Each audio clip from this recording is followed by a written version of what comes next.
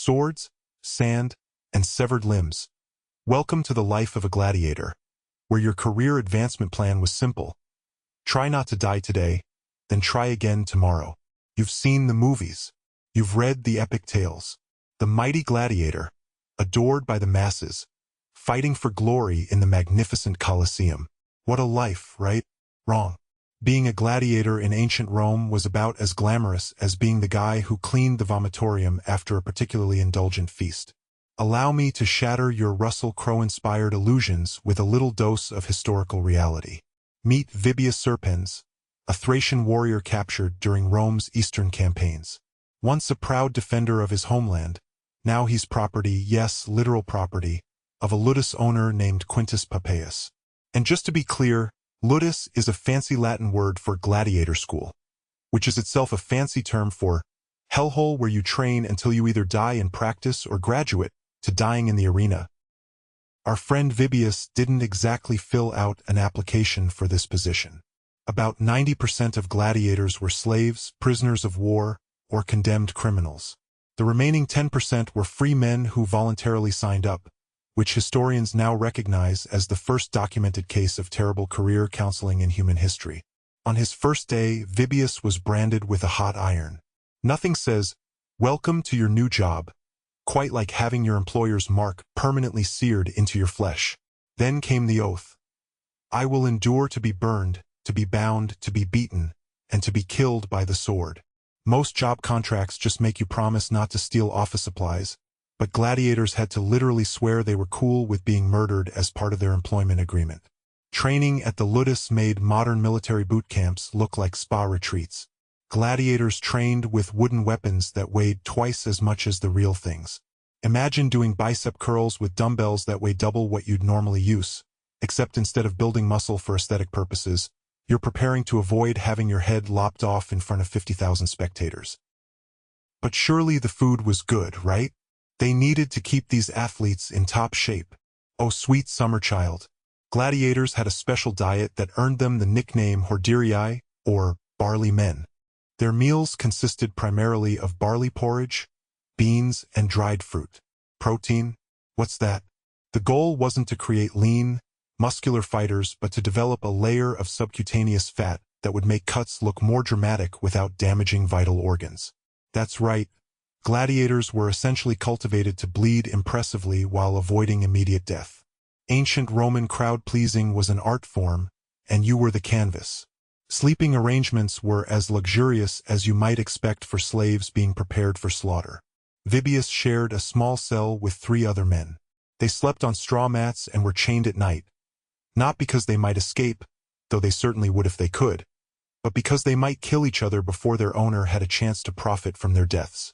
Nothing says sweet dreams quite like ankle shackles and the snoring of the guy who might be trying to stab you tomorrow in training. But the fame, the glory, the women throwing themselves at you. I hear you protest. Let's address that. Yes, successful gladiators could achieve celebrity status. Vibius eventually became somewhat famous after surviving his first 3 fights. His stage name, the Thracian Serpent, was carved into graffiti around Rome. Prostitutes sometimes boasted about sleeping with him. Children played with little clay figurines modeled after him. But here's the catch. Vibius couldn't exactly go shopping in the Forum without his handler. Remember, he was still a slave. So while fans might recognize him and ask for the ancient equivalent of an autograph, usually just touching him for luck, he couldn't exactly monetize his fame. No sponsorship deals with Roman sandal manufacturers. No book deals about his training regimen. No appearance fees for showing up at patrician dinner parties, though sometimes gladiators were rented out as dinner entertainment, which is somehow even more degrading. Let's talk about career longevity, shall we? The average professional life expectancy of a gladiator was about 10 fights or 3 years, whichever came first. Vibius was considered almost supernaturally lucky for surviving to his 15th bout. Many didn't make it past their debut. One particularly awkward aspect of gladiatorial combat? You often trained alongside the very people you might later have to kill. Imagine spending months doing drills with Marcus, spotting each other during weight training, sharing barley porridge and bean farts in your cell, only to draw him as your opponent in the arena. Sorry about having to disembowel you, buddy. No hard feelings? Oh, you're dead. Well, this is awkward. And let's clarify another Hollywood myth. Matches didn't always end in death. In fact, most didn't. Dead gladiators cost money to replace. Wounded gladiators who could fight again were much more economical. But that doesn't mean the losers had a great time. If defeated, your fate rested in the hands of the editor, the person funding the games, often the emperor, who would look to the crowd for their verdict. If they turned their thumbs, the direction is actually debated by historians, but the outcome was clear enough. You were finished. Even winning had its downsides. Vibius discovered after his third victory that surviving meant he had to fight again, against increasingly difficult opponents. Success just meant you earned the right to face someone more likely to kill you next time. It's like the world's worst promotion system. Medical care was primitive. The gladiatorial school did have doctors, but their medical knowledge consisted primarily of cauterize everything and wine helps with pain. That's it. That was the extent of Roman sports medicine. Got a deep cut. Burn it closed. Broken bone? Wine and a splint made of wood that was probably less sanitary than the gladiatorial latrines. Speaking of which, the communal sponge-on-a-stick toilet cleaning system was perhaps the one area where gladiators were treated exactly the same as Roman citizens. Dysentery was an equal opportunity employer. Did I mention the pay?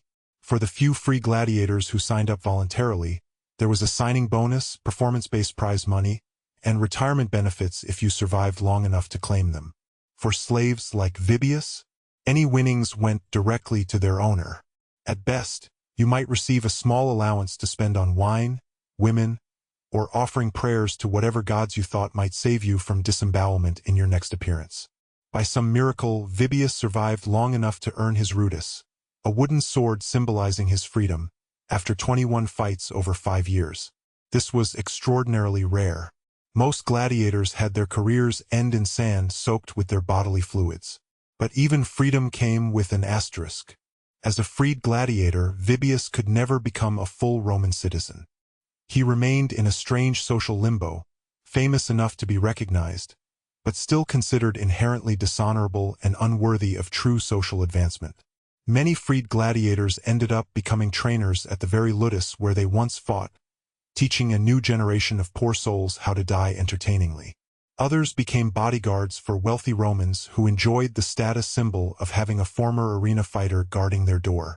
Some, having known nothing but fighting for so long, simply signed up to fight again as free men, which must have been the ancient equivalent of Stockholm Syndrome. Vibius became a trainer, spending his days teaching young Thracian captives how to survive just a little longer than their opponents. At night, he would drink wine and tell exaggerated stories about his glory days to anyone who would listen. His body, a map of scars and poorly healed injuries, ached constantly. His left arm never quite straightened after a particularly nasty hammer blow in his 12th fight. He walked with a limp from a leg wound that festered for months before healing. All souvenirs from a career he never chose. Perhaps the most ironic part of the gladiators' existence was that for all the death and violence they experienced, they became symbols of Roman virtues: courage, strength, and the ability to face death with dignity. Their blood and suffering were transformed into moral lessons for the very citizens who cheered as they were cut down. "Look how bravely he dies. We should all be so virtuous," proclaimed the spectators, who would riot if the games were cancelled but faced no more danger in their daily lives than a particularly hot bowl of garum. So the next time you watch a movie glorifying the life of gladiators, remember Vibius and the reality of their existence. These weren't action heroes with perfect bodies and witty one-liners. They were slaves, forced to train in miserable conditions, fed just enough to develop photogenic fat, and thrown into combat for the entertainment of the masses. They lived in chains, fought without choice, and if they were extraordinarily lucky, they might someday earn the right to be almost but not quite equal members of society.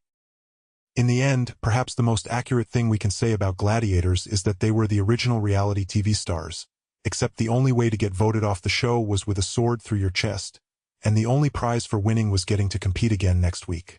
As Vibius himself might have said, Are you not entertained?